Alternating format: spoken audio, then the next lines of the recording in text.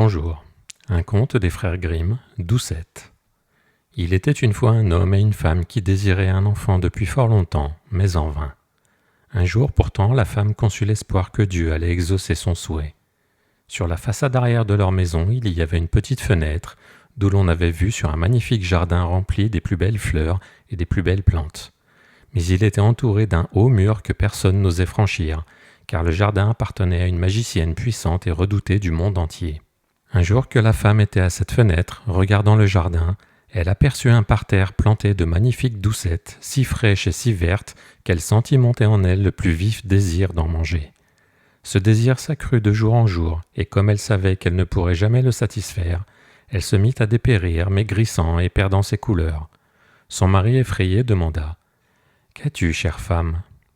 « Ah, répondit-elle, si je ne peux manger de ces doucettes qui se trouvent dans le jardin derrière notre maison, j'en mourrai. » L'homme qui l'aimait d'un amour très tendre se dit « Il ne faut pas que ma femme meure, advienne que pourra, je vais aller prendre ces doucettes dans le jardin. » Au crépuscule, il escalada donc le mur du jardin de la magicienne, arracha en toute hâte une poignée de doucettes et la porta à sa femme. Elle en fit aussitôt une salade et la mangea avec délectation.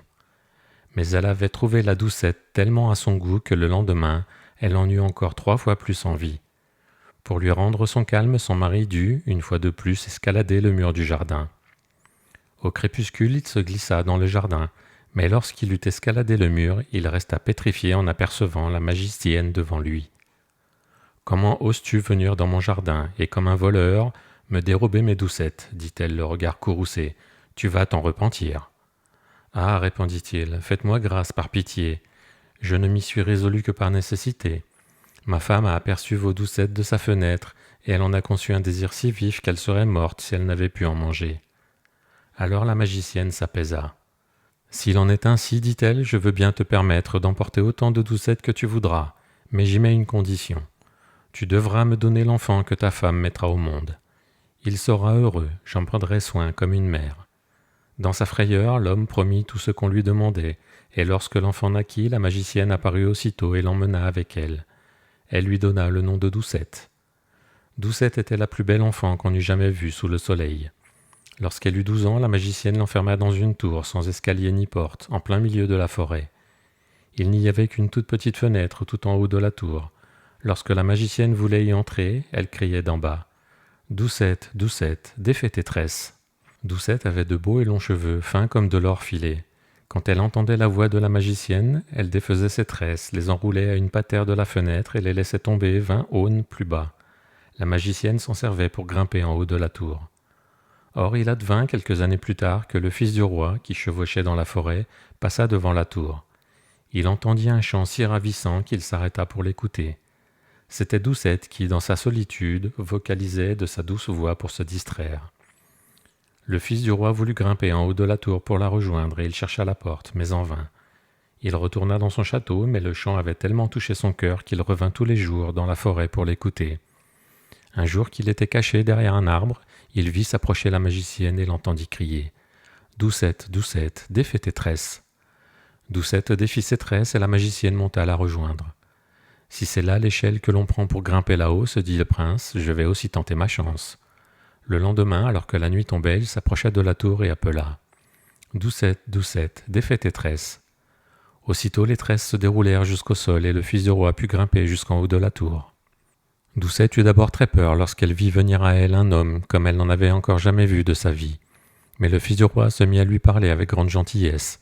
Il lui dit combien sa chanson avait touché son cœur, ajoutant qu'il en avait été tellement ému qu'il ne trouvait plus de repos et qu'il avait voulu absolument la voir.